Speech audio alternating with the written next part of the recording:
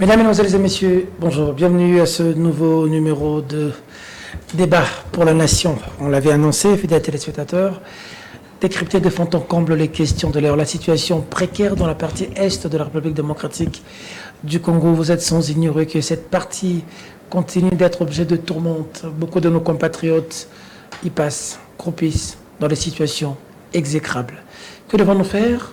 Les uns ont opté comme nos fauves, nos léopards, au niveau de la canne, de faire ces gestes. Ces gestes pour montrer que ce silence face à ce qui nous arrive. Et ensuite, nous avons vu le gouvernement faire le même geste. Ça a été décrié par beaucoup parce que le gouvernement étant acteur, c'est pas celui qui devait apporter la solution, ne pouvait pas se plaindre selon certains. Sur ce plateau, nous allons réfléchir sur cette question. Qu'est-ce qui se passe dans l'Est? Il faut quoi? Quelles sont les causes, les solutions? Que devons-nous faire? Quelle est la responsabilité de chacun? Du gouvernement, des gouvernants et des gouvernés. De la presse aussi, pourquoi pas. Aussi, décrypter qui sont les acteurs visibles et invisibles de cette situation. Réfléchir. Sortie médiatique du président de la République, Félix-Antoine Tshisekedi Tshilombo, tablé déçu dans sa sortie médiatique. Il a eu évoqué largement aussi cette question de l'Est. Nous allons en parler. Comment faire pour susciter la cohésion nationale? Parce que la situation de l'Est appelle à une cohésion, à ce que tous les Congolais se mettent d'accord sur une situation pour hausser le ton face à cette injustice qui nous arrive. Mais qui va déclencher cette cohésion nationale? Ça viendra d'où? Quels sont les actes qui peuvent permettre que cette cohésion nationale soit fluide?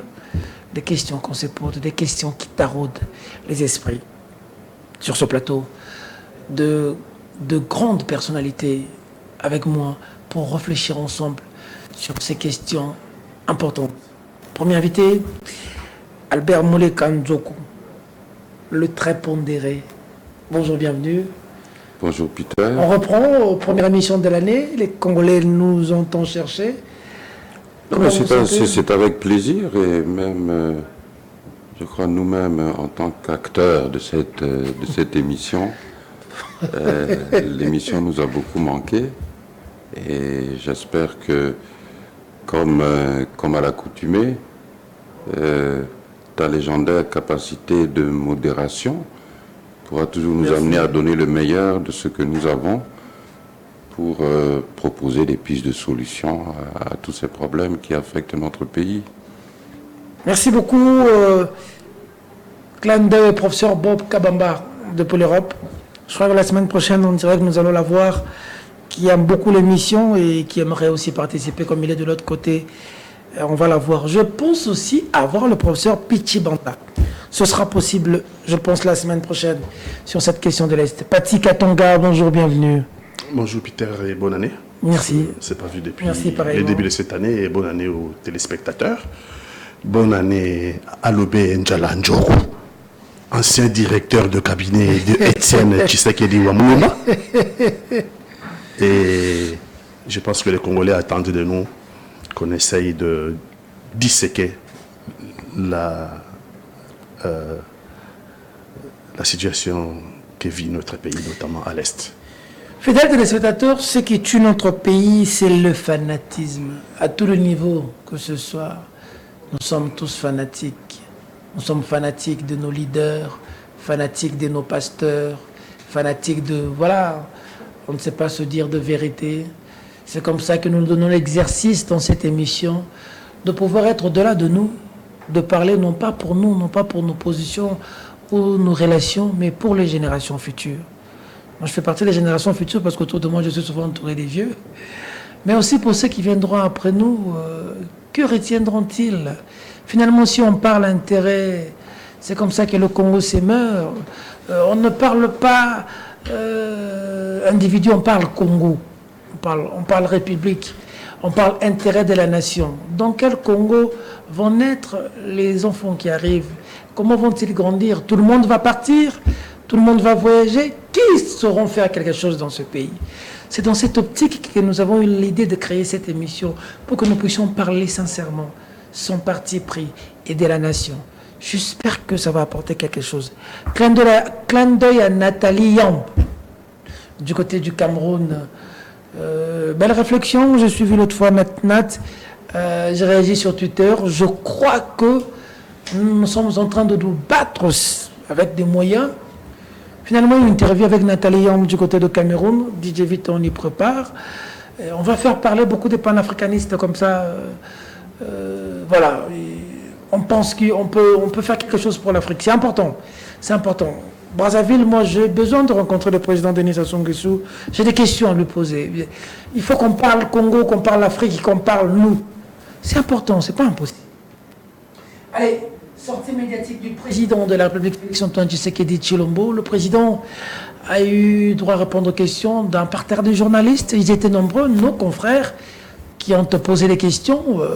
Les questions étaient bonnes, étaient mauvaises. Je ne suis pas là pour juger nos confrères qui étaient là. C'est le public qui doit juger ceux qui ont fait leur travail. Mais dans les questions posées, nous retrouvons quand même une réponse par rapport à la question de Stanislas Boujaki-Ratchamala, notre confrère qui continue de croupir à la prison centrale de Makala. Le président de la République promet de s'y pencher, de fouiner et de fourrer son nez dessus. Nous sommes très contents. Nous attendons impatiemment la place de Sani qui est à la rédaction. Le président qui a parlé d'une justice malade. Mais la question aussi, parmi les questions tant attendues, c'était cette question d'escarmouche. Cette question d'escarmouche. En vidéo, nous allons voir d'abord ce qu'avait dit le président de la République à l'époque sur l'escarmouche, et ensuite la question par rapport à l'escarmouche. Et on va se retrouver tout juste après. Nous ouvrons cette émission. À tout à l'heure. Merci pour le retour son. Il faut lui faire la guerre. Et je l'ai dit. Je le redis ici. J'ai réservé la primeur au peuple congolais, à Tchangou tout à l'heure, et je le dis à la première chaîne congolaise ici, chez vous. Merci. À la moindre escarmouche, des rigolos que vous avez vus s'exprimer à Nairobi, la moindre escarmouche, lisez sur mes lèvres. Je vais réunir les deux chambres en congrès, comme me le recommande la Constitution, et je vais leur demander l'autorisation de déclarer la guerre au Rwanda. Je le dis et je pèse mes mots, parce que je suis même prêt à cela. Et aujourd'hui, on n'a même pas besoin d'envoyer des troupes au sol au Rwanda. De chez nous, nous pouvons atteindre Kigali. Sorti un mot qui a fait jaser après. Beaucoup de Congolais, je pense, moi notamment, avons appris ce mot ce jour-là. Vous avez parlé de à la moindre escarmouche. Vous attaquez le Rwanda. Et depuis, on a vu qu'il y a eu un défilé diplomatique vers vous. La question, c'est de savoir, est-ce que vous avez renoncé à cette motivation de la moindre escarmouche, ou vous avez été dissuadé de ne pas le faire? Belle question. D'abord, je voudrais attirer votre attention sur le fait que les gens ont retenu escarmouche parce que c'était peut-être un mot sorcier. Mais il ne faut pas oublier le contexte dans lequel il y aurait réaction à cette escarmouche. Donc il faut d'abord commencer par avoir les deux chambres.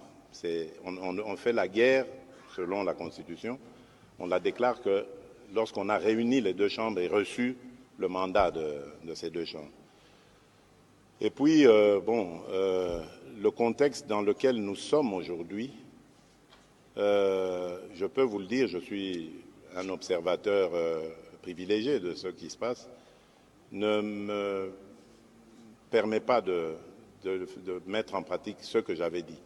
Pas parce que je ne peux pas ou ne veux pas, mais parce que tout simplement, il y a suffisamment d'initiatives qui font que observer la paix est une attitude beaucoup plus sage que de se mettre en posture de guerre. Il y a par exemple l'initiative du président João Lourenço. Je vous dis que le mardi prochain, je serai le premier à lui rendre visite avant qu'il ne reçoive le président rwandais. Il y a l'initiative du président de la communauté économique de communauté d'Afrique de l'Est, pas économique, le président Salva Kiir qui a la présidence. Des initiatives pour avoir la paix empêchent le président de la République d'appliquer ce qu'il a dit hier. Mais ce n'est pas une faiblesse, l'a dit Félix Antoine Tshisekedi Tshilombo. Albert Monekam, commençons par cette question de l'Est qui dérange. Vous avez suivi le président de la République parce qu'à la moindre escarmouche, on devait attaquer. Plusieurs bombes quittant le Rwanda, quittant le M23, ont atterri à Goma, faisant des blessés, des morts.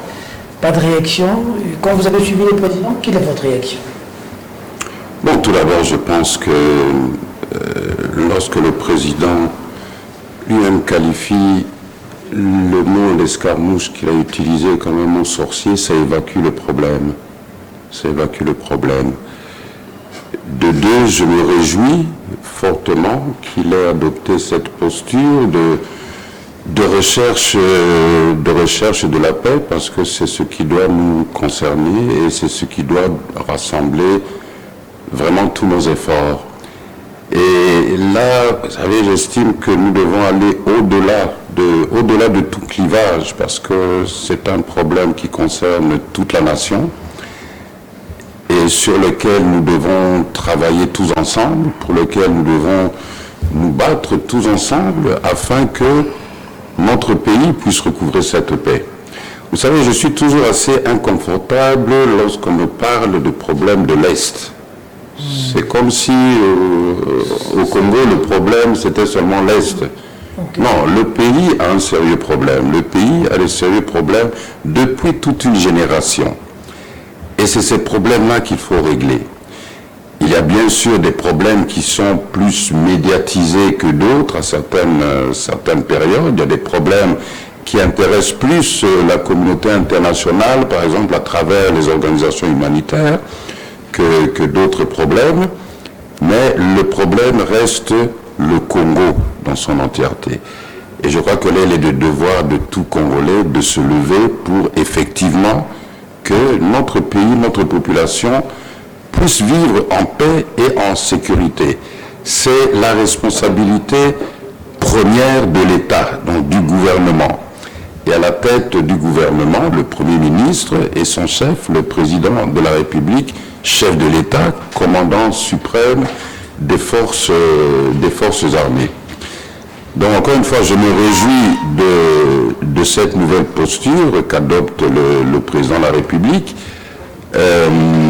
qui a déclaré lui-même donc abandonner ou laisser de côté ses velléités belliqueuses pour adopter une posture réelle de... Quand même que nous sommes attaqués, quand même que les bombes tombent dans nos villes, que nos compatriotes meurent. On a vu avec Mouzé une bombe venue de Brazza, on a réagi. Est-ce que ce n'est pas une faiblesse, la posture qu'a prise le chef de l'État aujourd'hui? Je ne pense pas. Je ne pense pas que ce soit une faiblesse d'adopter une posture de recherche de la paix. Mais nous savons aussi très bien que lorsque vous recherchez la paix, et que comme il l'a mentionné aussi, je crois, dans son point de presse, d'après les quelques extraits que j'ai pu voir, on ne peut pas accepter une paix avec humiliation. Ce qui veut dire que pour vous prémunir de cette humiliation, vous devez pouvoir garantir à votre pays aussi une posture qui inspire le respect, pour ne pas dire la crainte ou la peur de l'adversaire. Ce qui veut dire vos forces armées doivent être dans un état où ils inspirent la crainte de l'adversaire. Votre position sur le terrain, puisqu'il y a déjà conflit, armé sur notre territoire. Nos forces armées, il y a certains territoires que nos forces armées ne contrôlent pas, et ce sont des territoires qu'il faut récupérer. Et il faut toujours se mettre en posture de pouvoir récupérer ces territoires de la manière dont nous les avons perdus, c'est-à-dire militairement, tout en adoptant la posture de recherche de la paix par la négociation, car c'est la posture adopté actuellement par le président de la République tel qu'il a énoncé hier. Donc, adopter cette posture de recherche de la paix ne veut pas dire, et j'espère qu'on se comprend bien là-dessus, cela ne veut pas dire que vous devez mettre de côté votre devoir, votre obligation d'assurer à la nation des forces de défense qui sont à la hauteur de leur tâche et capables donc d'assumer la mission qui est la leur, qui est d'assurer la souveraineté du territoire, l'intégrité du territoire et surtout la sécurité de nos populations. Pati Katonga. Eh bien, cher Peter, la marche de M23 ressemble à la marche de l'AFDL. Les Congolais ont la mémoire courte et cette cécité nous empêche de comparer des situations comparables. La marche de M23 ressemble bel et bien à la marche de l'AFDL. Je pense que vous étiez peut-être jeune en 96, hein, lorsque l'AFDL, mais en tout cas, vous avez connu cette marche. Et depuis le mois de juin 2022, M23-2 est sorti parce qu'il y avait M23-1 de 2012-2013. Et puis M23-2, donc il y a... 2012-2013 qui a été défait. Hein. Qui avait été défait. Le président dit qu'il y a eu des accords qui ont été faits. Lui ne peut pas signer tel accord. Hein. S'il y a eu des accords, en tout cas, ces accords n'ont pas été appliqués. Nous avons vu que le M23 défait s'est scindé en deux. Une partie est partie vers l'Ouganda, une autre partie est partie vers le Rwanda. Bon, le M23 maintenant qui est sur terrain. Le M23-2, depuis son apparition, nous constatons que Kagame, son parrain, parlait très peu, mais agit. C'est une remarque importante. Kagame parle très peu et il met toujours en exécution ce qu'il dit. Kagame vous a dit il y a une année, la guerre aura lieu au Congo. Nous allons faire la guerre au Congo parce que là-bas, c'est là-bas qu'il y a l'espace. Aujourd'hui, les missiles sol-air à partir de chars rwandais sont installés à Rutshuru. Kagame vous a dit, si vous ne négociez pas, eh ben, M23 va avancer. M23 est parti de Bunagana à la frontière de l'Ouganda. Bunagana, c'est la frontière de l'Ouganda. M23 est aujourd'hui à la porte de Goma, à Sake. 750 km. 750 km. Bunagana, Sake. M23 a marché sur notre sol, pas après pas. Conquête après conquête, jusqu'à arriver à la porte de Goma. Sake, maintenant, c'est le verrou qu'il faut franchir. Encore si tant est que c'est un verrou, parce que Goma est déjà atteint. Mugunga, il faut dire, là où la bombe est tombée, c'est la commune de Karisimbi. La commune de Goma, de l'agglomération de Goma. Exact. L'aéroport de Goma a été touché 2 fois, bombardé 2 fois. Par des missiles venus du Rwanda, de l'autre côté du lac Kivu. Donc Kagame, je constate qu'il parle très peu et il agit. Qu'est-ce qui se passe de notre côté? Je constate que depuis l'apparition de M23, nous parlons trop. Nous parlons trop et nous n'agissons pas. À telle enseigne que je crains que l'on ait donné le signal à Kagame qu'il n'y a rien, que nous n'avons rien. Nous avons dit, nous allons reconquérir Bunagana.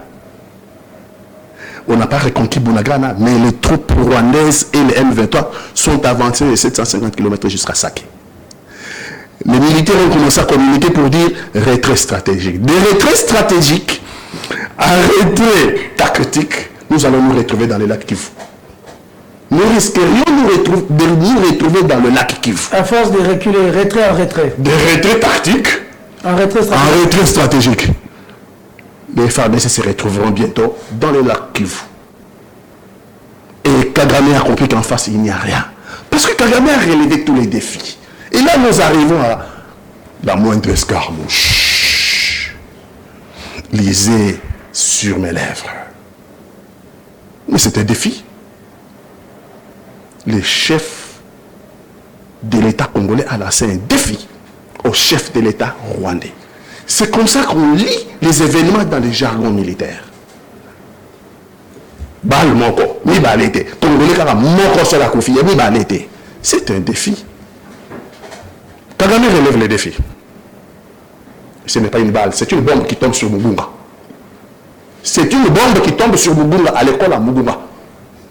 Kagame relève les défis. C'est une bombe qui tombe sur l'aéroport de Goma à 2 reprises, sur des avions civils. Kagame relève les défis. Et en jargon militaire, ce sont des tests pour voir s'il y a riposte en face. Si vous ne ripostez pas, alors que vous avez le droit à la légitime défense qui est reconnue à tous les pays du monde, l'ennemi finit par comprendre que vous n'avez rien. L'ennemi finit par comprendre que vous n'avez rien. Et le chef d'État est un observateur privilégié, donc il a constaté que les initiatives prises lui empêchent d'abord d'agir en ce sens. Hein. J'ai dit que nous parlions trop et nous n'agissions pas. C'est tout dit dans ce que j'ai dit. Depuis l'apparition de M23, nous parlions trop et nous n'agissions pas jusqu'à aujourd'hui. Kagame parlait très peu et Kagame met toujours en œuvre sa parole. On peut l'atteindre à tout moment si le chef de l'État déclenche la guerre. On peut bien marcher sur le Rwanda, selon le gouvernement. Mais le chef de l'État de la République démocratique du Congo, ben c'est très grave. Peut-être implicite, peut-être naïvement, il donne des informations rwandais. Toujours dans l'escarmouche. Je vais toucher Kigali sans les troupes au sol. Oui. On a un missile ici, ça à partir d'ici, arriver jusque là. Kagame va se cacher dans la forêt. Mais vous donnez une information à l'ennemi. Si vous n'avez pas de troupes au sol, donc vous vous êtes préparé pour la guerre aérienne. Donc vous avez les missiles, donc vous avez les drones. Mais l'ennemi, lui, il vous attend pour que vous veniez l'attaquer avec votre arsenal. Il s'équipe en conséquence. Et Kagame s'équipe en missiles sol-air. Et il l'installe où? Chez nous à Rutshuru. Et il attaque quoi? Les drones que nous avons préparés pour attaquer Kigali. Il attaque les drones. Les missiles sol-air tueurs de drones. Et donc, nous lui donnons l'information. Il n'y avait pas nécessité de dire cela. Il n'y avait pas nécessité de dire nous n'avons pas de troupes au sol. C'est à partir du territoire congolais que nous allons attaquer Kigali et Kagame va fouiller dans la forêt. Il a relevé le défi. Donc ça veut dire que nous cumulons dans cette affaire beaucoup trop de faiblesses. Et aujourd'hui, on peut dire escarmouche, oui, parce que les 2 chambres ne sont pas encore réunies. Oui, d'accord, monsieur le président, les 2 chambres ne sont pas encore réunies, mais le Congo a son droit de riposte, le Congo a le droit de se défendre, le Congo a le droit de la légitime défense lorsqu'il est attaqué, comme tous les pays du monde. Et ça, on n'a pas le droit d'attendre 2 chambres réunies. Ils nous ont attaqué à Mugunga, une bombe à Mugunga. Ils ont attaqué à l'aéroport de Goma, et pire encore. On dit, les FARDC montent en puissance. Vraiment. Parmi les 10 meilleurs armées de l'Afrique, je pense. Hein? On nous raconte des balivernes. C'est quoi une armée qui monte en puissance? L'armée, c'est fait pour faire la guerre. Hein? L'armée, c'est pas fait pour être dans un camp militaire et puis les décréter, oui. Non, l'armée, c'est fait pour faire la guerre. Ça veut dire que la puissance se vérifie sur le terrain. La puissance du feu, c'est sur le terrain. Qu'est-ce que je constate, moi? Depuis Bunagana, M23 et les Rwandais ont fait 750, ont marché dans notre pays, pas après, pas jusqu'à Sake aujourd'hui. Et notre armée, qu'est-ce qu'elle a fait? Repli tactique à repli stratégique. Ah, une armée qui monte en puissance. Je m'interroge. On a refusé qu'il y ait plusieurs victimes dans la population. Deuxièmement. Bombardé et tout, on a évité... On dit Sake, c'est le verrou. On dit, le verrou, c'est Sake. Les gens peuvent même pas dire comment ne tombera pas. Je vous dis, ça ressemble à la FDL. Avez-vous oublié Kisangani ne tombera pas? Avez-vous oublié que Kisangani ne tombera pas? La marche de M23 ressemble à la marche de AFDL. Kisangani ne tombera pas. Mais AFDL, c'était à la tête Mouzé, hein, c'était des Congolais. Là, on parle de Rwandais. Hein. Maintenant, si vous mettez le verrou à Saké, c'est que vous avez oublié Boudagana, vous avez oublié Rutshuru, vous avez oublié Kibumba, vous avez oublié Massissi, vous avez parce que là, c'est déjà conquis. Ils ont marché jusqu'à Saké. Et vous mettez votre verrou à Saké. Mais qu'est-ce qu'on fait? Avant Saké, il y a quoi? Il y a Kibumba, il y a Massissi, il y a Boudagana, il y a Tchenguerero, il y a Tombe. Pour vous, il fallait faire quoi? Il fallait que le chef, si vous étiez à la place de Félix Tshisekedi, vous auriez fait quoi? Ah, si j'étais à la place de Félix Tshisekedi, j'aurais fait quoi? J'aurais utilisé le principe universel reconnu à tout pays. Lorsque vous êtes attaqué, vous vous défendez. Nous larguons d'abord le bon Rwanda. Et vous vous défendez comment? D'abord, vous construisez l'outil de défense qui soit à la taille de cette menace. Cet outil de menace, cet outil de défense à la taille de menace nous fait cruellement défaut. Et puis des deux, vous avez remarqué que nous ne jouons que dans la défensive. Nous ne sommes que dans la défensive. C'est pour ça que nous disons, nous sommes un repli tactique, nous sommes un repli stratégique. Nous n'attaquons pas. Les autres viennent dans notre maison. Ils viennent nous attaquer. Nous avons le devoir non seulement de nous défendre, mais aussi de les attaquer et de les poursuivre d'où ils sont venus. Pourquoi on ne fait pas ça? Ah, c'est la question qu'il faut poser à Félix Antoine Tshisekedi. Ce n'est pas moi à répondre. Moi, j'ai dit si, dans l'hypothèse où j'étais là. Parce que, qu'est-ce qu'il faut boucher? Il faut boucher la guerre à partir de nos frontières, là où ils entrent. Ce n'est pas à l'intérieur que nous devons nous battre.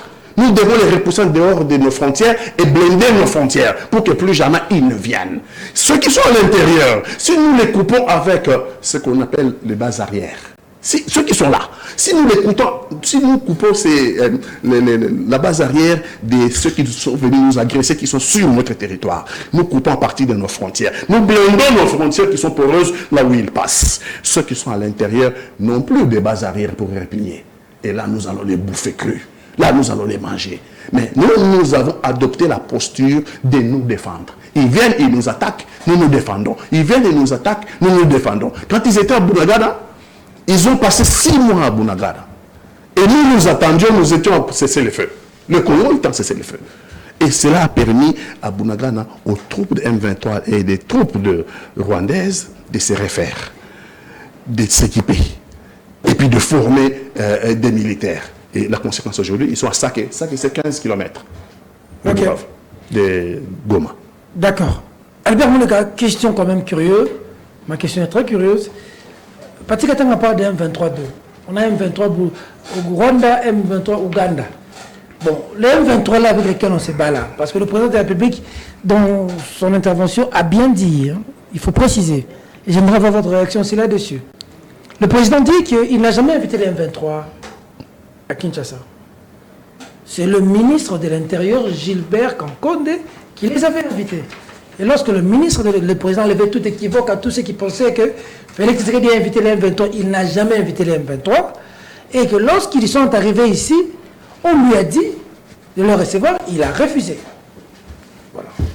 Et puis, on ne sait plus si c'est les M23 Ouganda, c'est les M23 Rwanda, comme 2, 1. Ceux qui sont avec qui on est en train de se battre là, c'est quel M23 finalement? Peter, j'allais dire, comprenez mon émotion, dans le sens que je suis très concerné par la situation de Perfect TV. Okay. C'est ainsi que j'ai dit à mon frère Pati Katanga, nous ne sommes pas ici pour que... On peut se fermer la chaîne. Voilà. Là, donc, que nous sommes en train de faire cette émission, donc comprenez les services nous suivent, que je sois... Les structures d'autorégulation nous suivent. Le plus clair et précis que possible, mais avec une certaine retenue. Pati Katanga a bien fait de soulever d'abord 2 choses. Nous avons la mémoire courte, car effectivement, il y a beaucoup de similitudes avec l'épisode AFDEL, avec l'épisode CNDP, parce que par exemple, avec l'épisode CNDP, on avait eu, une fois que Mouchaké avait été pris, avec tout l'arsenal qui était stocké à Mouchaké, cette guerre avait pris une autre physionomie. Et Paty a bien mentionné que à la fin de l'épisode M23-1, vous aviez eu 2 M23 réfugiés dans 2 pays voisins. Un M23 réfugié au Rwanda, dirigé par le bishop Jean-Baptiste Runiga, et l'autre M23 réfugié en Ouganda, dirigé par Bertrand Bisimwa et comme chef militaire Sultani Makenga. Le M23 qui a débuté les hostilités sur notre territoire depuis 2021, c'est lequel? C'est lequel? Vous avez entendu le nom de Runiga? Non, c'est le M23 dirigé par Bertrand Bisimwa et Sultani Makenga. C'est le M23 ougandais. Venant de l'Ouganda. Mais pourquoi vous parlez plus du Rwanda alors? Et d'ailleurs, la ville symbole qui est devenue symbole pour tout le monde, surtout pour nous Congolais, c'est-à-dire Bunagana, c'est le poste frontière avec, principalement, l'Ouganda. Bon, c'est une question qu'il faut, je crois, poser aussi aux acteurs principaux de cette crise. Les observateurs privilégiés. Que pense l'Ouganda de cela? Puisque on parle plus du Rwanda alors. Mais le président Museveni à plusieurs reprises a fait aussi des déclarations sur cette situation. Notre gouvernement a envoyé des délégations vous vous souviendrez, chez le président Museveni, qui a dit entre autres, moi je me souviens d'une parole qu'il avait prononcée à l'endroit de notre délégation en disant « Lorsque vous voulez faire la guerre, assurez-vous d'abord que votre guerre est juste. » Que voulait-il dire par cela? C'est des choses qu'il faut essayer d'analyser, qu'il faut essayer de développer. Mais en tout état de cause, le Rwanda est allié avec le M23 dans cette affaire, avec le M23 qui dirige Bunagana et occupe les territoires de Masisi, Rutshuru. Mais il serait intéressant et indispensable de voir quel est le rôle de l'Ouganda par rapport à ce M23. Et là, lorsque cette délégation du M23 à l'époque était venue à Kinshasa, invitée par Gilbert Kankonde, cette délégation à l'insu du président de la République. Cette délégation était composée uniquement des cadres du M23 qui étaient réfugiés en Ouganda, ou bien y avait-il aussi des cadres du M23 qui étaient réfugiés au Rwanda? Elle était constituée de qui, la délégation? Écoutez, je n'étais pas associé à cette mais vous êtes très bien informé. Mais d'après ce que je sais, il y avait des représentants des deux M23. De Runiga et de Sultani Makenga. De Runiga et de Bertrand Bisimwa. Bertrand Bisimwa. Pour ce qui concerne le séjour de cette délégation à Kinshasa, dans notre pays, invité par le ministre de l'Intérieur de l'époque, mon frère Gilbert Kankonde, la question que moi je poserais, c'est, selon nos règlements, selon le fonctionnement du gouvernement et de l'État, est-il possible que le ministre de l'Intérieur puisse inviter une telle délégation, donc une délégation d'une grande... ça, ce n'est pas une milice, le M23 n'est pas une milice, le M23 était une rébellion. Les inviter dans la capitale sans l'aval, au moins du chef de l'État, ou sans que le chef de l'État ne soit tout à fait d'accord avec cette initiative. Mais je pense que, à l'époque... les choses étaient telles qu'elles étaient, le gouvernement fonctionnait de la manière dont il fonctionnait, il était assez nouveau. Peut-être qu'il y a eu de l'inexpérience, bien que, écoutez, en tant qu'ancien de l'UDPS, et je l'ai déjà dit dans le cadre de cette émission, lorsque nous avons parlé de ce sujet dans le passé, avant l'apparition du mouvement rebelle M23, mi-2012, disons, juste après les élections de 2011, le colonel à l'époque, ou général Sultan Imakenga, qui était responsable militaire à Bukavu, avait envoyé 2 émissaires à Étienne Tshisekedi en décembre 2011. À Kinshasa. À Kinshasa. Étienne Tshisekedi avait reçu les gens du M23. Non. Les émissaires de C'était 2 émissaires de... Sultan Imakenga. 2 cadres de l'UDPS. 2 cadres de l'UDPS. Je l'avais mentionné ici lors d'une émission, un de ces cadres a été conseiller à la présidence, un autre a été même ministre dans le gouvernement Tchibala, je pense, dans le gouvernement Tchibala. Ce qu'il faut savoir, à mon avis, au moment où nous parlons, et ça, Paty l'explique très bien par sa connaissance géographique d'abord du terrain. Parce que si vous ne faites pas l'effort de consulter une carte et voir effectivement, quelles sont les positions des forces en présence, qui occupent quoi, et puis ce conflit, cette guerre sur le terrain, c'est entre quelle force et quelle force. Nous savons que d'un côté, nous avons le M23.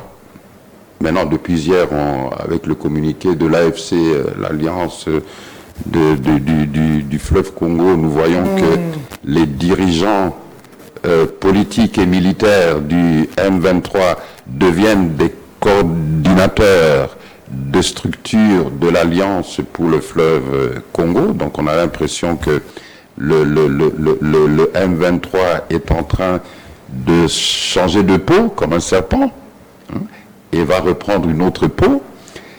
Vous avez donc le M23 et les forces rwandaises, l'armée rwandaise. De l'autre côté, vous avez les FARDC, vous avez les mercenaires coach occidentaux, qui sont aux environs de 1000. Il y en a vraiment ici, ces mercenaires-là. On parle de mercenaires français, roumains. Non, il y en a. Moi, je les ai vus à plusieurs reprises lors de mes passages à Goma et à Bukavu l'année dernière. Ils ont pignon sur rue puisqu'ils sont là pour coacher. Vous avez plusieurs armées étrangères qui sont venues soit suite à des accords au niveau de l'East African Community. Nous avons eu plusieurs armées étrangères. Maintenant, nous avons des armées de la SADC qui sont sur notre territoire. Vous avez l'armée burundaise qui était là dans le cadre de l'East African Community et maintenant dans le cadre d'accords bilatéraux. Donc nous avons de l'autre côté une force combattante multinationale. Et encore une fois, je reviens à l'analogie de Paty Katanga avec l'AFDEL, où lors de l'avancée de l'AFDEL, nous avons assisté aussi à l'internationalisation du conflit. Et les armées zimbabwéennes, namibiennes, angolaises, qui sont entrées sur notre territoire et combattues aux côtés de l'AFDEL, et plus tard aux côtés de Laurent Kabila lorsque il s'est disputé avec ses protecteurs rwandais. Donc nous avons de notre côté une force militaire tout à fait hétéroclite, alors qu'il est de notre responsabilité, à la responsabilité de notre gouvernement, d'assurer que nous ayons des forces armées qui nous soient propres et qui soient bien équipées. Est-ce que tout ce qui est dépensé pour les contrats avec ces différentes sociétés de mercenariat et de coaching militaire, nous parlons de centaines de millions de dollars. Pour les mercenaires. Cela n'aurait-il pas pu aider fortement contribuer à la montée en puissance de nos forces armées? Et comme Paty l'a dit, la montée en puissance des forces armées, on parle d'une montée en puissance des forces armées lorsque vous récupérez des territoires. C'est là qu'on parle de montée en puissance des forces armées. Lorsqu'il est établi que vous récupérez des territoires. Nous avons les meilleurs combattants, que nous pouvons avoir. Et nos soldats ont la volonté de défendre leur territoire. Mais pourquoi nous n'arrivons pas, nos forces armées, y compris avec leurs supplétifs, tant les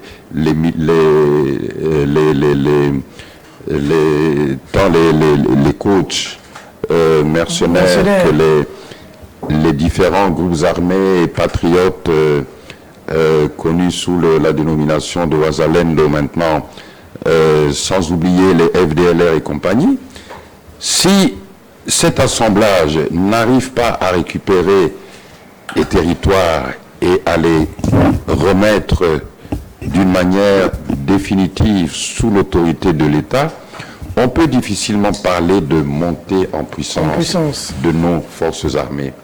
Si nous devons continuer à avoir recours à l'internationalisation du conflit en faisant appel à des troupes étrangères pour suppléer à nos forces armées, on peut difficilement parler de montée en puissance de nos forces armées.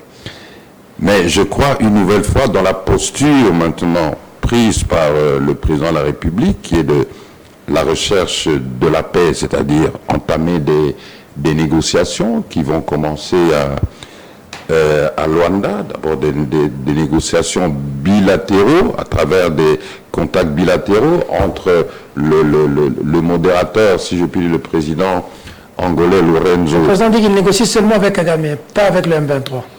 Oui, le président Lorenzo va parler, l'EPA va s'entretenir séparément avec le président de la RDC et puis le président du Rwanda. Mais on sait très bien que l'objectif, c'est d'arriver à mettre les deux autour d'une table. Alors, une fois que la solution sera trouvée entre les deux, que faisons-nous? Que faisons-nous du M23, de l'AFC, des mercenaires, des Wazalendo, des Burundais, etc. Que faisons-nous? Est-ce que lors de leur négociation, vont-ils aussi traiter de ces problèmes? Mais là, il faut bien garder à l'esprit que le président lui-même a dit aussi, puisqu'il y a toujours cette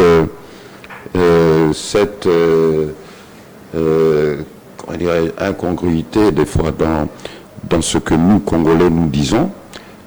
Un jour, les Tutsis ou les Banyamulenge sont Congolais, le lendemain, on déclare qu'ils ne sont plus Congolais.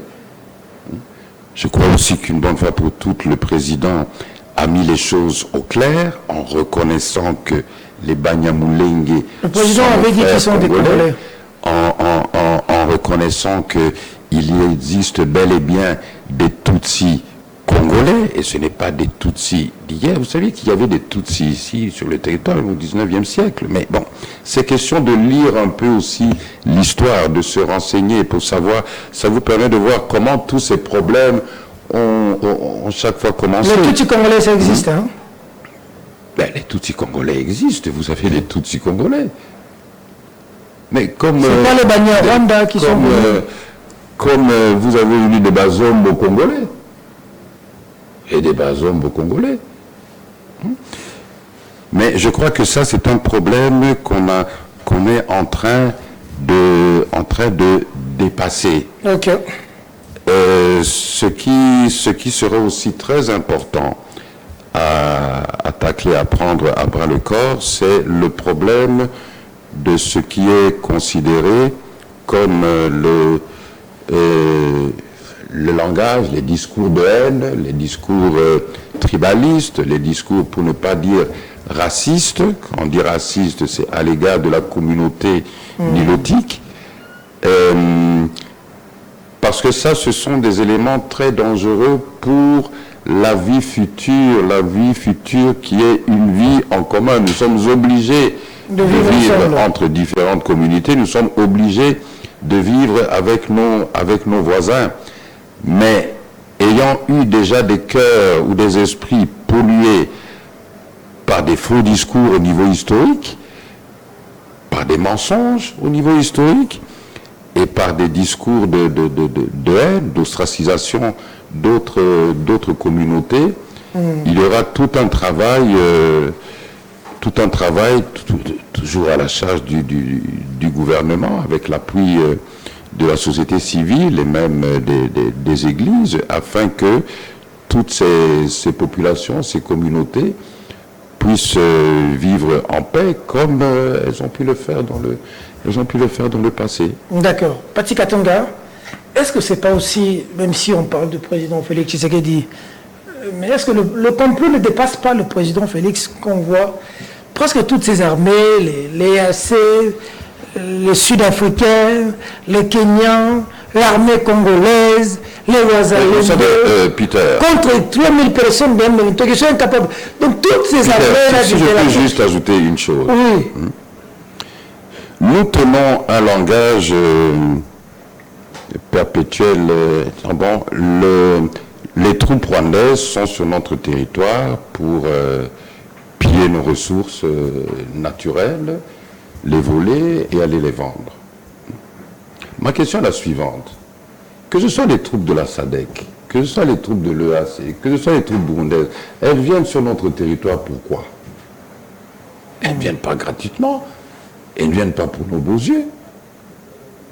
Toutes ces troupes, tous ces gouvernements sont bien sûr intéressés par nos ressources. Nous avons des ressources qui valent cher, surtout en ce moment. Mais la question maintenant pour nous, c'est de dire que on peut faire du business sans faire la guerre. Et lorsque vous arrivez à convaincre et à démontrer ça, qu'on peut faire du business sans pour autant faire la guerre, parce que la guerre coûte très cher, et elle coûte très cher pour tout le monde. Il est de notre... Aujourd'hui, si le président de la RDC, adopte une posture de recherche de la paix par négociation avec son homologue du Rwanda, soyez sûr aussi que le président du Rwanda, il sait très bien qu'il préfère aussi avoir la paix plutôt que continuer à dépenser pour une guerre qui lui coûte aussi à lui très cher. Et lui, il a un pays beaucoup plus petit qui a beaucoup moins de ressources que nous. Ma question, c'est de savoir, les Angolais, les Sud-Africains, les EAC, les FARDC, les mercenaires français, roumains, les Wazalendo, tout ça pour 3000 personnes de M23. Qu'est-ce qui se passe? Est-ce que le complot n'est pas plus vaste que celui-là? Parce qu'on vient récemment de voir l'Union européenne signer avec le Rwanda sur des minéraux, dont la plupart, si pas tous... Le même accord signé par l'Union européenne avec nous. Ah bon? Ils ont signé avec nous avant. Ils ont signé avec nous avant? Oui. L'accord qu'on a signé avec le Rwanda? Oui. Oh. Ben, ils ont encore signé avec le Rwanda. Mais oui. Ils vont maintenant travailler avec le Rwanda ou avec nous? Mais avec les deux, avec tout le monde. Petit Katanga, est-ce que le complot n'est pas international? Bon, est-ce que ça ne va pas au-delà de Félix Tshisekedi, qui à un moment doit dire qu'il fait ce qu'il peut, mais le complot le dépasse? D'abord, je vais répondre à mon ami Albert Mouleka. Nous ne venons pas ici pour que la chaîne soit fermée. Non. Mais Albert Mouleka, 15 millions de nos compatriotes décimés à l'est de notre pays. 7 millions de nos compatriotes aujourd'hui en errance. Les enfants, les vieillards, les jeunes, les femmes. Permettez que lorsqu'on m'invite, moi, ce n'est pas pour venir applaudir Fachi Béton. Non. Non. La situation est trop cruelle pour que je ne sois pas de ceux-là qui, face à cette catastrophe que connaît mon pays, continuer à sortir béton, béton, béton, béton, béton. Non. Je viens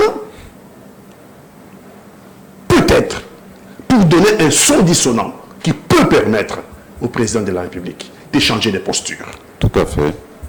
Donc, si pour cela, si c'est pour cette contradiction, il préfère fermer la télévision de Peter Tchani qui est au milieu du village, Perfect TV, alors il n'a pas en lui l'ADN de la démocratie. Et je peux lui dire en face, ça voudrait dire que nous avons déjà perdu la guerre.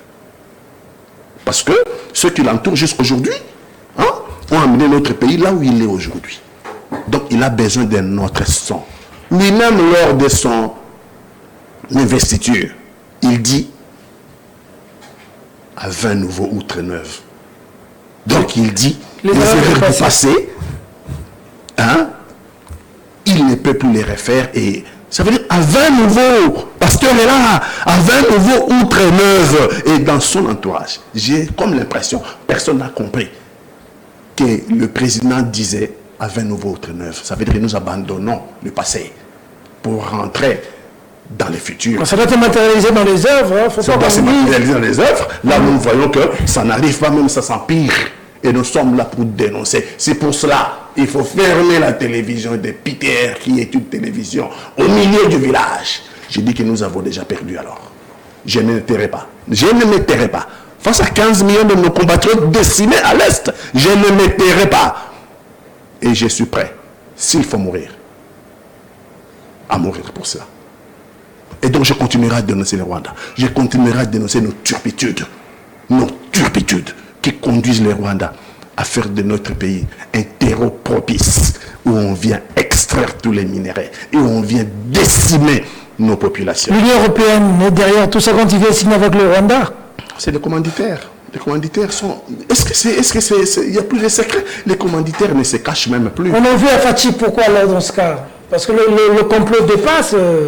On va suivre une vidéo ici de Raoul, le président du PTB, je pense, parti du travail de la Belgique, qui s'en prend violemment à la communauté internationale. Quand c'est l'Ukraine, on envoie les militaires, on envoie l'argent.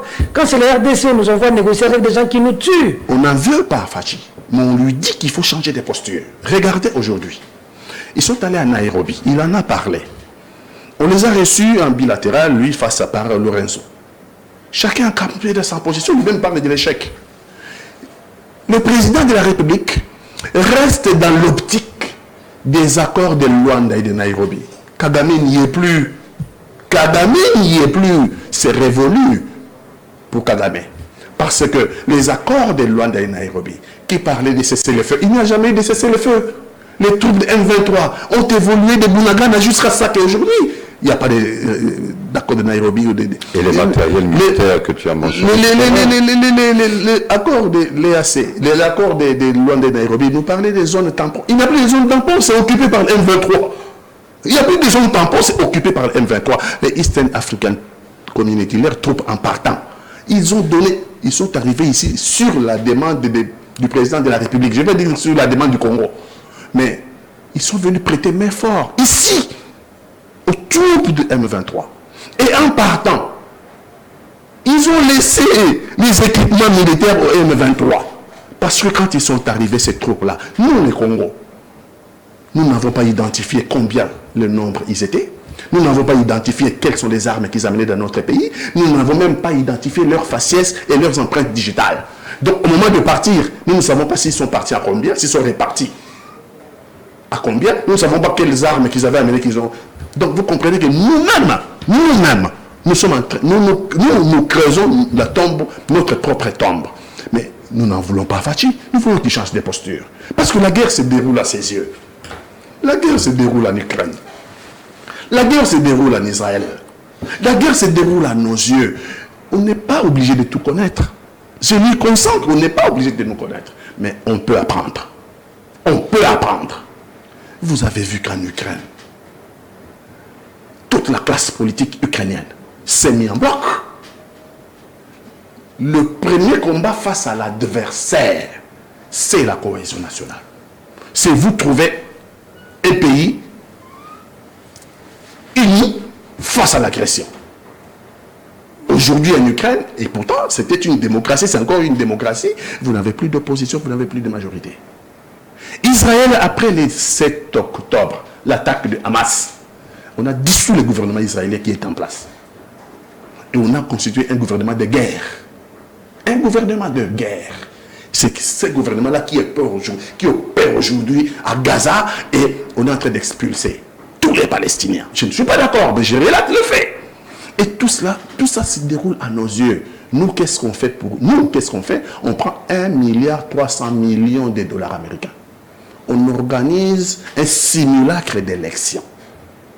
1,3 milliard de dollars américains pour que Kadima nous organise les simulacres que nous avons vus. Où il y a eu des machines distribuées aux membres de l'Union sacrée pour effectuer l'auto-vote. C'est 1,3 milliard. C'est les moyens dont notre armée avait besoin. C'est des moyens dont on pouvait mettre à la disposition de notre armée pour... Si on n'organisait pas les élections, vous avez dit que Tshisekedi était un dictateur, comme Macky Sall a décalé les élections. Ça partirait dans tous les sens, il perdrait la légitimité. C'était important pour respecter la Constitution. Non! On ne dit pas qu'il n'allait pas organiser les élections. J'ai dit qu'il fallait construire d'abord la cohésion nationale. Il faut suivre la logique. Si vous avez construit la logique, si vous avez construit la cohésion nationale et que vous êtes attaqué, vous pouvez vous attendre de vous dire, non, écoutez, les élections, on peut poster. Nous devons faire face à l'agression. Si vous n'avez plus de pays, vous allez faire ces élections-là où? Donc, la guerre, l'agression, nous avons le devoir de gagner cette guerre-là, sinon nous n'aurons plus de pays. Donc, s'il y avait la cohésion, mais nous, c'est parce qu'il n'y avait pas cohésion. C'est parce qu'il y avait un clan qui se comportait comme si la République démocratique du Congo était devenue sa propriété privée. Et donc, il n'y avait pas de cohésion nationale. On pouvait arrêter Salomon Estadé à l'aéroport, on pouvait enlever Mike Moukebaï, on pouvait... Aujourd'hui, Stanis Boujaker, on dit qu'on va s'y pencher. Et le président de la République lui-même dit dans son speech, la justice ne fonctionne pas. Bizarrement, la justice fonctionne seulement pour Escatela. Pour Salomon Escadera, là, la justice est parfaite. C'est tant qu'il est malade aujourd'hui.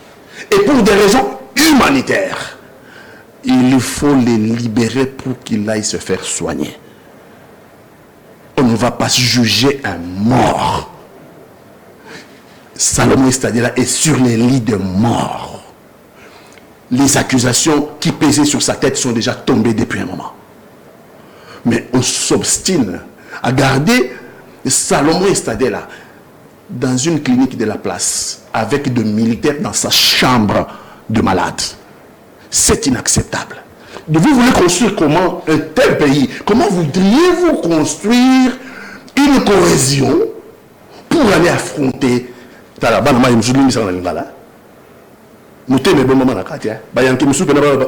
que ça pourrisse. Ah bah comment? Regardons la situation.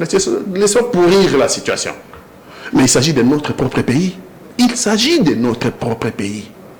Il n'y a pas de garantie que si la situation pourrissait, ça va profiter à l'opposition. Hein?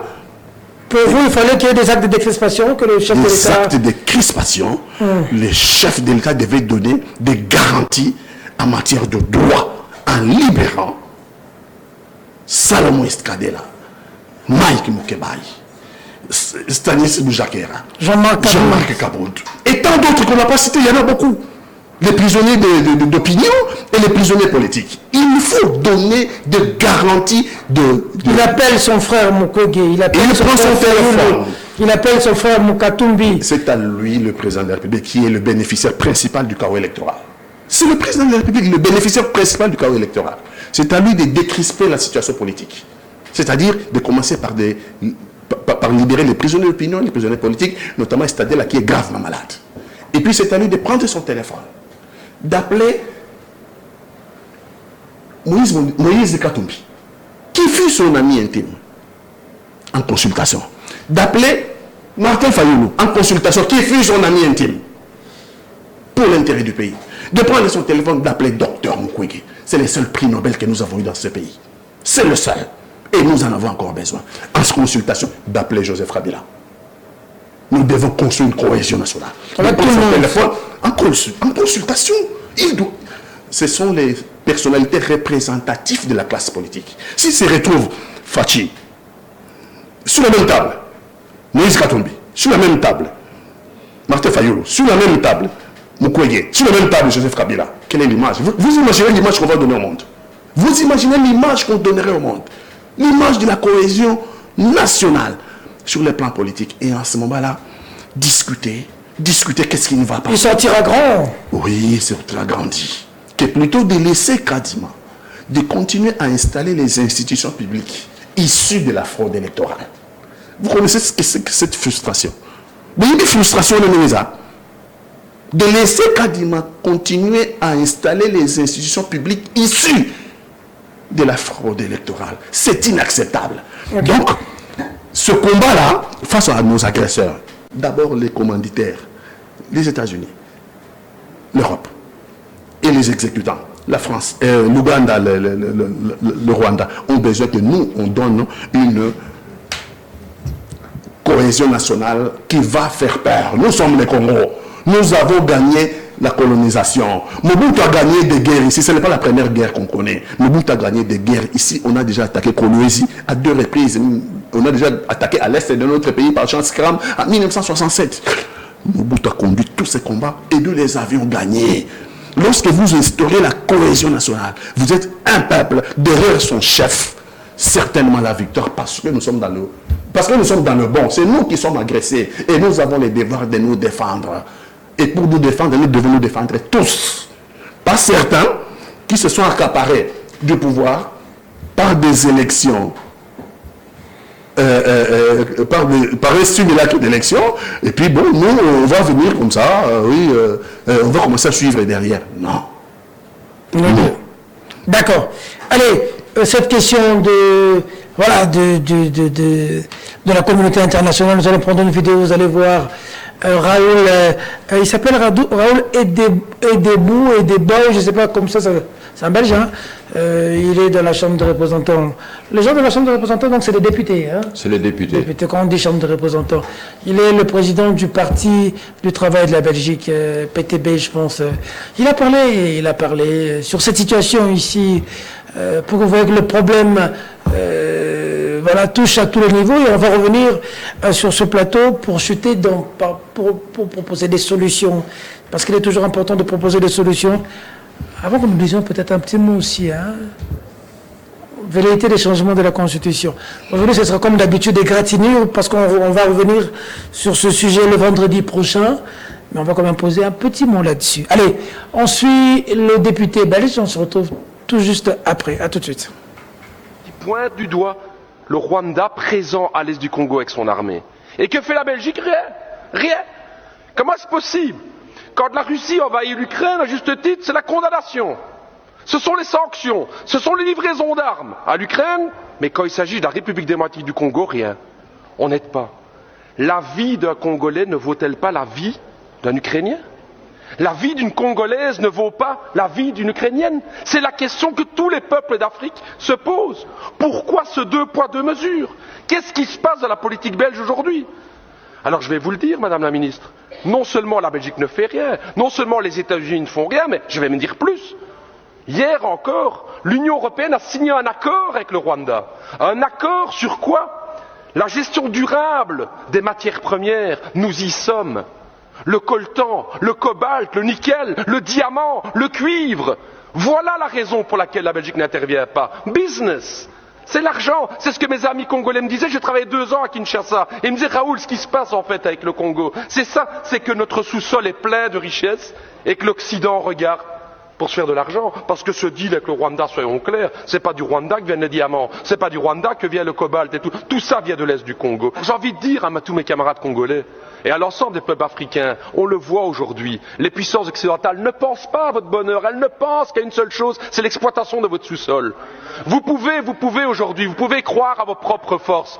J'ai envie de dire, moi, au peuple congolais, pensez à cette pensée de Patrice Emery Lumumba, cette force du Congo, justement. Pensez à Kwame Nkrumah, justement, le panafricanisme qui doit être là. Pensez à Thomas Sankara, qui disait clairement, effectivement, que les peuples africains peuvent prendre leur destinée en main. Ne comptez pas sur les gouvernements occidentaux pour vous soutenir, mais par contre, compte, les peuples d'Europe sont à vos côtés, les peuples africains, pour vos combats, pour une vraie indépendance économique et démocratique. J'ai des larmes aux yeux, j'ai des larmes aux yeux. J'ai des larmes aux yeux. La vie du Congolais vaut quoi par rapport à la vie d'un Ukrainien? La vie du Congolais vaut quoi? Mais aussi comment se comportent les dirigeants de l'Ukraine, comment se comportent les dirigeants du Congo. Ça, c'est des questions qu'on devrait se poser. On parle de la cohésion nationale. Quelle attitude le chef devrait avoir pour que tout le Congo... C'est un problème qui touche nous tous. Hein. C'est pas possible. C'est monsieur... Voilà, c'est pas possible. C'est pas possible. Bah, député, vous avez Congo, Bazakata. Ah, bah, député, vous avez... député na Congo. Mais bakanga bango. Comment Makambo fallait le à l'Assemblée la Mike Mukebai. Bah tu connais Mike, tu connais Yonanda. Heureusement. Mais bah basuka wapi. Motu na sikoyo. Bah émission yona TNC ko le kate. To est-ce que bon na lo banano siko. Est-ce que ce que vous êtes à la RTNC na ndako. Tu as l'impression que nous sommes un pays agressé par le Rwanda quand tu suis la RTNC à la maison. Quand tu suis au Fanny Nandako, aux autres à la chaîne nationale, est-ce que tu as l'impression que l'autre pays est occupé en grande partie? Ah, Rwanda, Apareko, Makambo Bello, la téléphone, je me suis sur Anayo. Moi, l'Europe, ça a raison. Rwanda, beaucoup de choses que tu as dites, beaucoup. Nanzimaka Belé, la téléphone, aux Sanga. L'homme a péché raison. Personnellement. Le pays est occupé beaucoup. En tout cas, Pareko na poto. Non. L'autre qui est resté, le nom m'a échappé, son secrétaire général, je crois, avec qui j'étais souvent en contact. Mais non. Rwanda le disait aujourd'hui, le pays est en train de partir. Nous sommes là, musique, nous sommes là, église, nous sommes distraits. Nous sommes tous distraits. Suivez la RTNC. Avant, il y a une assemblée nationale, il y a un Sénat. Gouvernement, les gens se battent. Informateurs, Koto Yonani, Gentini Ngobila, Nanje Koko, Koto Tony Mwaba Mouyibi, Na Lingeti, Koto Vital Kamera Bimisia Yazotake. Qui s'occupe du Congo? À la télé, qui s'occupe du... Qui va faire des émissions comme ça? Aïe, aïe, aïe, aïe, aïe. Pauvre Congo, pauvre Congo.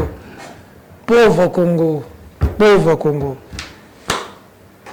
Albert Moulekanzoko est très pondéré. Vous avez suivi la réaction du député belge, mais aussi par rapport à la cohésion nationale, et aussi par rapport à votre piste de solution pour cette question. Mais je crois que, d'abord, Paty l'a dit très justement, dans la posture de recherche de la paix à travers des négociations directes avec le Rwanda, se lancer dans cette initiative sans pour autant auparavant faire l'effort nécessaire pour réussir à recréer cette cohésion nationale autour de vous, ça vous mettra dans une situation encore d'extrême faiblesse.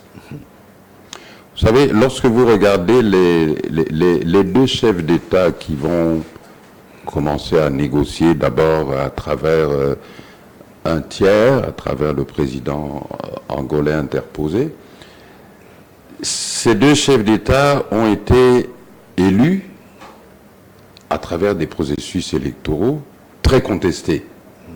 Tous les deux. Bon, l'un a obtenu plus de 80 ou 90%. D'accord, mais il y avait 94%. Oui, l'autre 73%. Mais est-ce qu'aujourd'hui,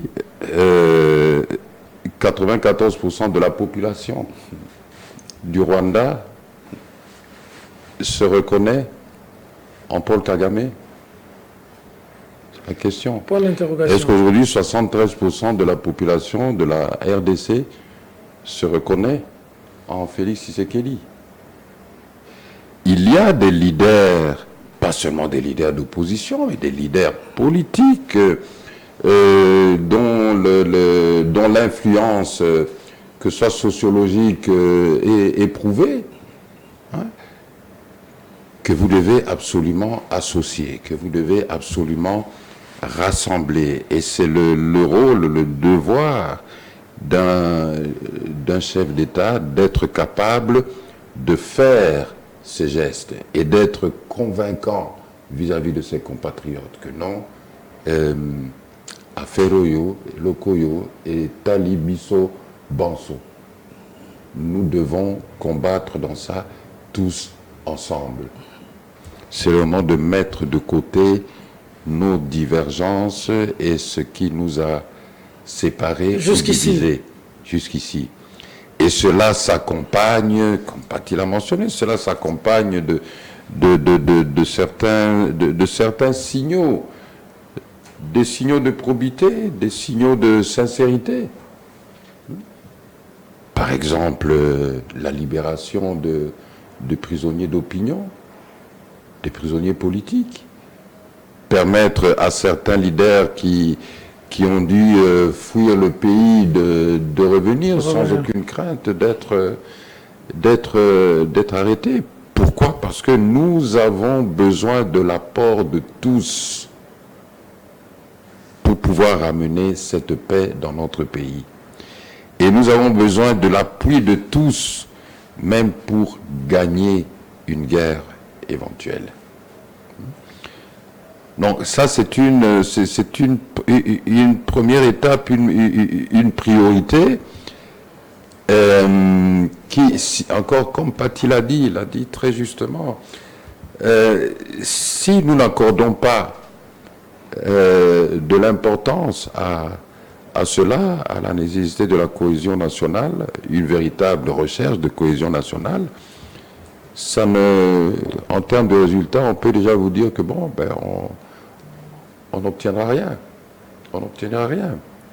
Vous voyez, le parlementaire belge, il était très clair, et on peut donner des réponses. Est-ce que pour l'Occident, la vie d'un Ukrainien, la vie d'un Congolais sont égaux? Non. Non, la preuve, c'est que les tragédies congolaises, les morts, les violés, tout ça, bon, on n'en parle pas. Ça n'émeut personne. Ça n'émeut personne. Ça n'émeut personne. C'est comme si, voilà, on disait non, dans ce pays-là, c'est normal. Tout ce qui se passe là, c'est normal. Je sais pas, si vous lisez bien le communiqué que le docteur Mukwege a publié avant-hier concernant la signature de ce contrat entre l'Union européenne et le... J'ai vu sur Twitter.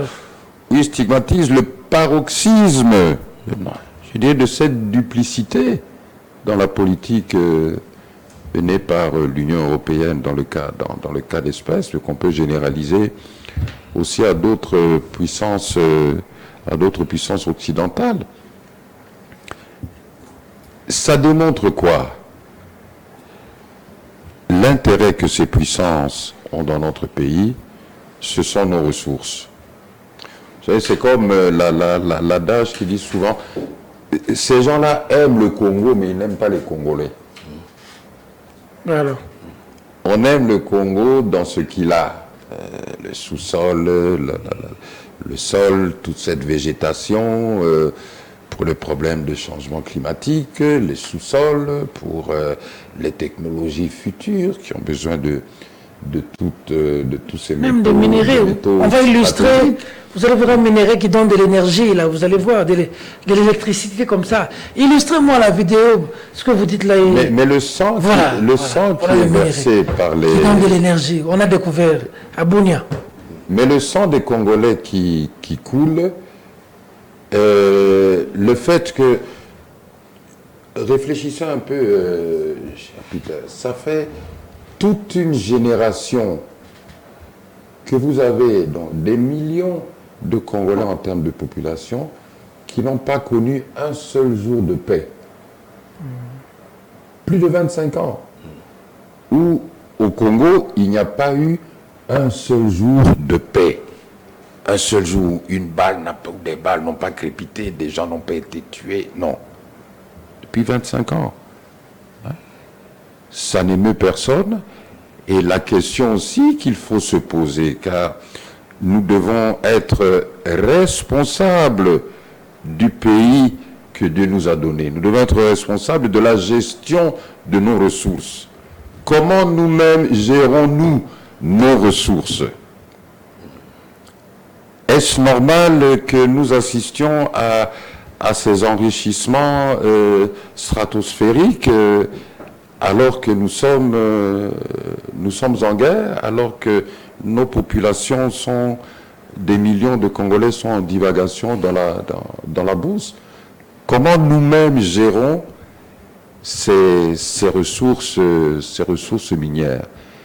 Parce qu'il y a quand même une grande partie, ils ont la majeure partie des ressources minières, nous avons quelque chose à dire dans leur gestion. Comment gérons-nous cela? Même ces minerais qui sortent à travers nos frontières, à travers les pays voisins, ben, les exportateurs payent des taxes, que ce soit à notre douane, à notre OCC. Que devient cet argent? Qu'en faisons-nous? Que faisons-nous? Comment gérons-nous nos propres ressources? Notre gouvernance constitue aussi notre grande faiblesse. Parce que tant que l'extérieur, et surtout votre adversaire, tant qu'il ne vous prend pas au sérieux, par rapport à la valeur que vous-même vous donnez à votre pays et à vos populations, écoutez, il ne va pas vous respecter. Et cela va se manifester par ces agressions à répétition, et une nouvelle fois par la présence encore de plusieurs troupes étrangères sur notre territoire. Patrick Katanga, la solution, c'est quoi? D'abord, Albert, ce qu'il vient de dire, Kagame l'a dit lors de la rencontre bilatérale avec... Addis? Oui. Quand notre président, sa position, c'était on rentre dans l'accord d'Addis Abeba, Kagame dit le Congo a un problème de gouvernance. Après, il rajoute non, moi, Kagame, je dois protéger les Tutsis congolais parce que là-bas, on a tendance à les... Bon, donc, vous comprenez que nous-mêmes, nous donnons flanc à nos ennemis d'avoir des arguments pour nous détruire. Mais il est qui, lui, pour qu'il commence à vouloir protéger les gens chez nous? Il n'a aucun droit. Il n'a aucun droit. Mais seulement, il profite de nos faiblesses. Ce sont nos faiblesses. Il profite de nos faiblesses pour dire... Problème de gouvernance. Bon, malheureusement, le diable, quand il dit qu'il est midi, il faut aller vérifier la montre. N'avons-nous pas de problème de gouvernance? Oui, nous avons un problème de gouvernance, je l'ai souligné ici. Pour organiser un simulacre d'élection, nous avons pris 1,3 milliard. Encore si c'était des élections, on aurait accepté. Mais on a organisé un chaos électoral. 1,3 milliard de dollars américains. Alors que notre armée s'enlise là-bas. Nous avons promis aux députés nommés, on leur a promis, je crois, les salaires de 35 000 dollars. Tu vois pourquoi nous ne voulons pas gagner la guerre? On leur a promis, aujourd'hui, le salaire est passé à 35 000 dollars le mois, à dormir à l'Assemblée nationale. La moitié, ou peut-être plus de la moitié de ces députés, j'ai même ma main à couper. Ne savent ni lire ni écrire. Ce sont des députés nommés. Ce sont des députés. Donc c'est pour dire quoi? Lorsque vous envoyez nos enfants militaires au front, lorsque vous envoyez nos enfants militaires au front pour défendre la patrie, sous les drapeaux congolais, et lorsqu'ils regardent à la télévision, vous payez ceux que vous avez nommés pour dormir 35 000 dollars, vous pensez que nos militaires sont motivés? Ça veut dire que la guerre, en grande partie, dépend de nous. Donc maintenant, nous gérons même nos militaires, notre gouvernance. C'est à nous de bâtir. Nous sommes un pays menacé, non? Nous sommes menacés. C'est à nous de bâtir un outil de défense à la taille. C'est quoi nos priorités? Le Belge peut... C'est vrai, c'est très bien ce qu'il vient de dire, les députés belges. Est-ce que la vie d'un Ukrainien vaut la vie d'un Congolais? Est-ce que la vie d'une Ukrainienne? Nous le savons que dans leur conception, à eux, en Occident, non. Les deux vies ne s'équivalent pas. Et mon ami Albert vient de le dire, il dit, chez eux là-bas, c'est normal que ça se passe comme ça. Mais ils nous ont colonisés. Mais nous dans l'entretemps, mais nous, Congolais, dans l'entretemps, ça nous a coûté 15 millions de nos compatriotes décimés. Nous devrions nous arrêter pour dire, oh, c'est quoi ça? On doit arrêter ça. Parce que nous risquerions tous de perdre notre propre pays. Mais nous conduisons comment? Nous conduisons comme si nous n'avions pas compris les enjeux. Les Congolais se conduisent, enfin les Congolais, il ne faut pas charger tous les Congolais. Les gouvernants congolais Voilà. Se conduisent comme s'ils n'ont pas maîtrisé les enjeux. Et moi, je me les pose la question plusieurs fois. On leur va faire ça. Dès qu'ils devaient agir, on leur va. Les léopards font ça. Puisque, écoutez, Peter, pourquoi eux, ils considèrent que une vie ukrainienne ou une vie congolaise ne vaut pas une vie ukrainienne? Parce que pour eux, la manière dont nous gérons, donc notre gouvernance par rapport à notre propre population, nous démontrons que pour nous-mêmes, Notre population ne représente rien. pour la vie de notre population. Il y a une baleinière qui vient encore de tomber de naufrage ici. À Malougou, des gens sont morts, mais il n'y a rien, ça ne Rien dit du tout. personne. Mais vous avez les léopards, et merci les jeunes. Après avoir fait ça à Abidjan, les conseils de ministres. Vous comprenez l'image qu'on donne. Vous comprenez l'image qu'on donne. Je vais pleurer là.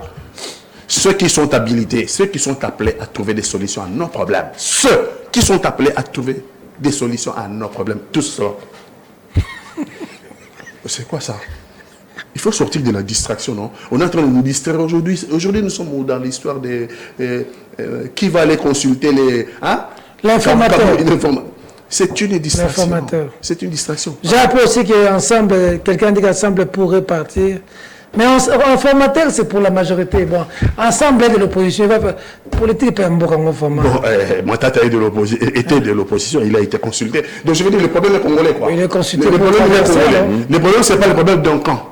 C'est notre problème. Non, l'informateur, ça n'a rien à voir avec l'Est. Hein. Ça, c'est autre chose. Hein.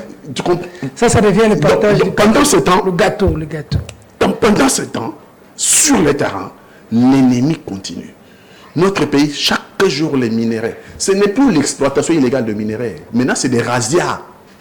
Maintenant, on va se réveiller les jours, si Dieu veut que la guerre se termine, parce que les Congolais ne veulent pas que cette guerre se termine, les autorités congolaises. Très bien. Parce qu'ils ont tout pour terminer cette affaire. Très bien. Un jour, on va regarder, place où les Liboulou, non, ils ont un pyrochlore. Pyrochlore est si là. Place où ils ont un diamant. Quand vous voyez l'Union européenne signer avec le Rwanda, le jour, comme ça, aussi, au vu de tout le monde. Il ne se cache plus. L'Union européenne sait très bien. On vous montre que cette partie-là n'est plus à vous. Hein. L'Union européenne sait très bien que la plupart de ces minéraux ne se retrouvent pas au Rwanda. Et donc, le Rwanda va opérer des razzias au Congo. Donc, il y a Rwandais, à qui nous y sur bord Rwanda, na Congo. C'est l'histoire de Yankee. L'histoire de Yankee. Histoire de Yankee. Donc, dès qu'ils ne comprendront pas, Betty Bisoto Betty, sur Bayoki a sauté. Pour eux, moi, on habite dans le Rwanda. Ayebi qui Bisoto est l'auté. Merci. Abeti na Mugunga. Abeti Bisoto c'est l'auté. Moi, on habite dans le Rwandais. Ayebi qui Bisoto na Congo le Zate. Il y a réponse dans la Mokonzi dans la Rwanda. Il faut Bayoka. C'est ça une nation. C'est ça la force publique. Mosé Laurent Désiré Kabila n'avait pas grand-chose ici. Mais une bombe est tombée de Brazzaville. Ça. Une bombe est tombée de Brazzaville. Thomas l'a quitté le soir même. Non, mais il y a un problème. On s'était approprié la guerre de l'Est. On sentait que c'était vraiment un problème. Moi, aujourd'hui, on ne sent pas l'appropriation. On a vu même les musiciens chanter. Il y avait une appropriation de la cause. Mais aujourd'hui... Non, à la limite, même les gens disent, les gens sont en train de rêver. Hein. Parce que la guerre, je vais dire aux Congolais, les Rwandais n'ont pas été ici au Bas-Congo. Les Rwandais n'ont pas été en Djili. Qu'est-ce qu'ils sont venus chercher en Djili? Donc, le problème, c'est notre pays en entier. Quand ils auront terminé le travail là-bas, ils vont venir à l'ouest. Ils y sont déjà avec les Mobondo. Donc, Mobondo, c'est la porte de Kinshasa quoi monte. Ok, merci. Donc, nous sommes déjà en danger. Ne pensez pas que le danger, c'est seulement à l'est. Merci. C'est la République démocratique du Congo. Pas moyen de parler de la Constitution. On va parler de la Constitution le vendredi prochain, parce qu'on est déjà le temps à la télévision. Merci à vous d'être venus. Merci de ces riches réflexions. J'aime qu'on parle avec délectation comme ça. Je retiens les priorités. Problème de gouvernance à l'interne. Problème de décrispation. Monsieur le Président, pour cette année, nous sommes d'accord qu'il sorte. Jean-Marc Abound peut apporter beaucoup. Mike Mkebe peut apporter beaucoup. Salomon Kalondadela est mourant, Monsieur le Président. Vous ne perdrez rien. Monsieur le Président, appelez Joseph Kabila. Comment il avait fait à son temps? Appelez le docteur Mukwege. Il a un carnet d'adresse, il maîtrise ses secteurs. Et il a un plan de paix. Il a un plan de paix. Appelez-le, vous ne perdrez rien. Ça va vous grandir. Docteur, venez, la campagne est passée. Quelle est votre piste de solution? Appelez votre frère, le président Moïse Katumbi. Venez, laissez son jet atterrir partout. Viens, mon frère. Quelle est votre piste? C'est une affaire des Congolais tous. Martin Fayoulou. Martin Fayoulou. Il a un plan de sortie de crise. Il a un plan de... Monsieur le président Martin Fayoulou, venez. Que ce ne soit pas une élection... Un camp du triomphalisme, hein? Un camp des vainqueurs contre les vaincus. Contre les vaincus. Non, que ce soit le Congo. À travers le chaos électoral. Sans oublier Franck Diongo. Franck Diongo Chamba en Europe, clin d'œil président, clin d'œil à l'honorable Jean-Claude Wemba. Priorité, Kinshasa Banzela. On n'a pas de route, on n'a plus de route à Kinshasa. Vous nous construisez un truc ici à la gare centrale, ici, il y a un truc qui tourne comme ça blanc, je ne connais même pas le nom. On n'a pas de route, Kabamba, il n'y a pas de route. Bon, Kassavu, bon, foutu, poubelle. Mais oui, mais vraiment, priorité, on vient de parler des priorités.